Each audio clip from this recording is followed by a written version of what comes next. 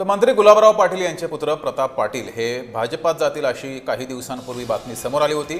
मात्र या संदर्भात स्वतः प्रताप पाटील यांनी जय महाराष्ट्रवर खुलासा केलेला आहे। भाजपाकडून कोणतीही ऑफर नाही असं प्रताप पाटील यांनी म्हटलं आहे।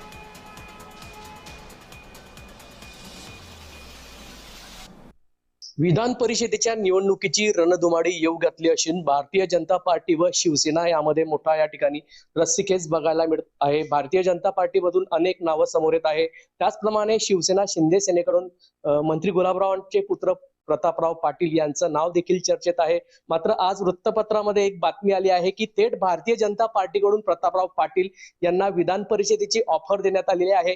या संदर्भातली बातचीत करण्यासाठी आमच्या सोबत स्वतः प्रतापराव पाटील आहेत। आम्ही त्यांच्याकडून जाणून घेऊयात। आज जी वृत्तपत्रात बातमी आली अशी कोणती मला ऑफर या ठिकाणी आलेली नाहीये, तर मी ते नक्कीच त्या वृत्तपत्राचं या ठिकाणी खंडन करतो की अशी कोणती ऑफर मला भाजपकडून आलेली नाहीये। आगामी काळात जर भाजपने आपल्याला ऑफर दिली तर आपली काय प्रतिक्रिया राहील? याच्यावर सर्वस्वी निर्णय वरिष्ठ नेते घेतील। आदरणीय शिंदे साहेब असतील, देवेंद्र फडणवीस साहेब असतील, आदरणीय सुमित्रा पवार असतील, नामदार महोदय, जिल्ह्याचे मंत्री याच्यावर तो निर्णय घेतील। आपण जिल्ह्यात महाराष्ट्रात बघतायत प्रत्येक नेत्याचा मुलगा वारसदार नक्की होत असतो, त्याचा प्रयत्न माझाही आहे। मागणी करणार का शिंदे साहेबांकडे? नक्कीच मी मागणी करणार, कार्यकर्ते मागणी करतायत, सगळ्यांचा मागणीचा ओघ आहे। आणि जे बॅनर्स आपण म्हटलात, एक कार्यकर्त्यांचा उत्साह जल्लोष आपण तो कधी थांबवू शकत नाही।